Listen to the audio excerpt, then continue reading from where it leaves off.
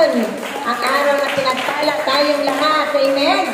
Bakit tayo ay naririto? Tayo ay muling nakikipagtipan sa ating Panginoon, amang Yahweh, sa ating Panginoong Jesucristo, sa Banal na Espiritu Santo, at sa ating mahal na Inang Birhing Maria. Amen? Amen. Malakpak muli sa ating Diyos na buwan. God is good. All the time. God is good. Praise the Lord. Now and forever. Praise the Lord. All the time. God is good. All the time. God is good. Praise the Lord. Now and forever. Now and forever. Praise the Lord. Maraming palakpak.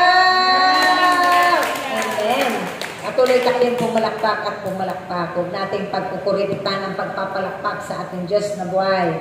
Palakpak na lang. Manghihinawak pa ba tayo? Huwag nating katamaran. Dahil ang mga kamay na yan ay ibinigay ng ating Panginoon, amang Yahweh, na isang parte ng ating pangangatawan upang magpuri sa Kanya. May paggagamitan yan sa mabubuting bagay. Amen? Hindi sa masamang bagay. Amen. So tayo po ay handa na ang ating mga puso't kalooban sa pagbabasa ng Ebanghelyo sa hapong ito na ipagkakaloob ng ating ina sa Bagong Jerusalem na walang dilit iba ng ating kapatid, Inang Puring. Magsitayo po tayo.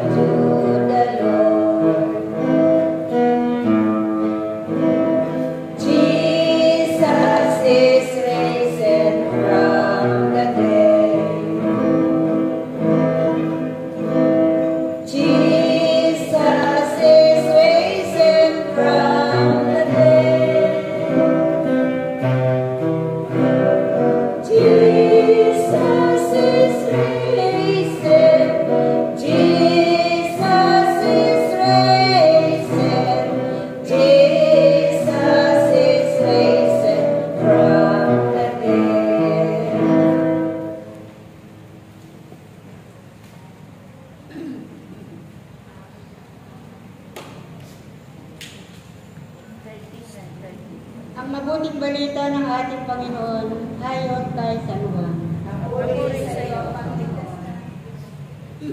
Malapit na ang Pasko ng mga Hudyo. Kaya pumunta si Jesus sa Jerusalem. Nakita niya sa templo ang mga nagbibili ng mga baka, mga tupa, at mga kalapati, at ang mga namamalit ng salapi.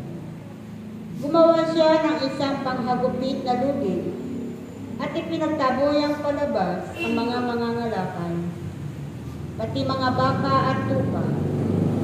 Isinabog niya ang salapi ng mga namamalit at pinagtataob ang kanilang mga haba. Sinabi niya sa mga nagbibili ng kalapati, "Alisin ninyo rito ang mga iyan. Huwag ninyong gawing palengke ang bahay ng aking ama." Naalaala ng kanyang mga alagad na sinasabi sa kasulatan, "Ang aking malasakit sa iyong bahay ay parang apoy na nag-aalab sa puso ko." Dahil dito tinanong siya,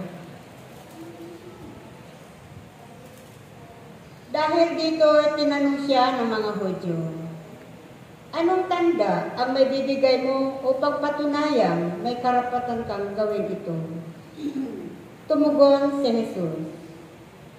Gabayin ninyo ang templong ito at muli kong itatayo sa loob ng 3 araw.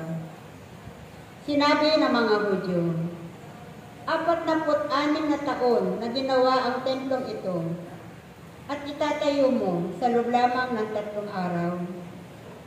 Ngunit ang templong tinutukoy na Jesus ay ang kanyang katawan.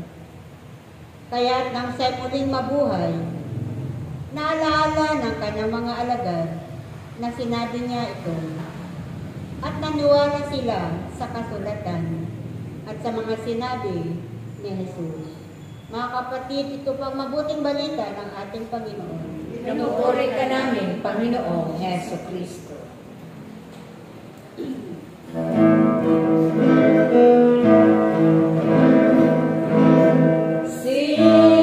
hallelujah to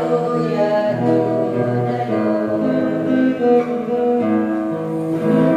Sing hallelujah to the Lord. Sing hallelujah. Sing hallelujah. Sing hallelujah to the Lord.